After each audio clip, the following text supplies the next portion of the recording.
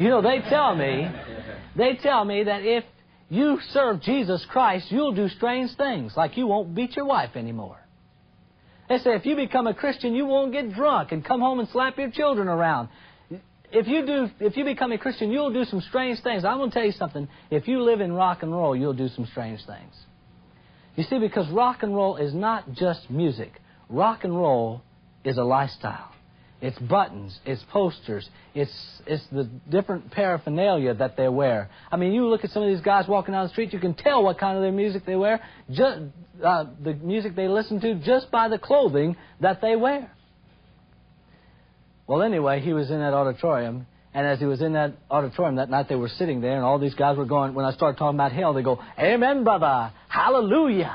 I mean, they started harassing me when I started talking about hell, because they said, "All right, party time. All my friends are going to be down there."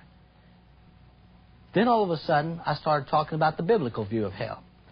According to Luke chapter 16, where it talks about a rich man who died and went to this place called hell, and hell, he lifted up his eyes and said, "Father Abraham, send Lazarus to dip the tip of his finger in water and touch my tongue, for I'm in torment in these flames." First thing I know about hell, hell is a place of desire. That man had a desire for water, and he'll never have another drink of water. He also was in flames, an eternal flame. It's like touching a fire and never being able to pull your hand off of it. Forever and ever. I had a young boy who came to my seminar one night in Phoenix, Arizona. He had been burnt over 80% of his body.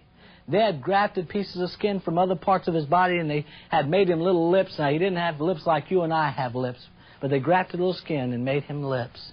When he came in that night, he stuck out his hand to shake my hand, and when I went to shake his hand, there was a secretion that came off his hand and it almost made me nauseous. But I looked at him, and he didn't say it very clearly, but I understood every word he said. He said it like this: "Mr. Benoit, I had everything. I had drugs, I had sex, I had money, I had cars, I had everything. And one day I would work on a hot pot, and all of a sudden that hot pot exploded and tar flew all over me. They took me to the hospital. As I lay in that hospital, I said, 'Dear God, if this is what hell's going to be like, I never want to go to that place.' That night I asked Jesus Christ to come into my heart, and I'm never going to have to burn again."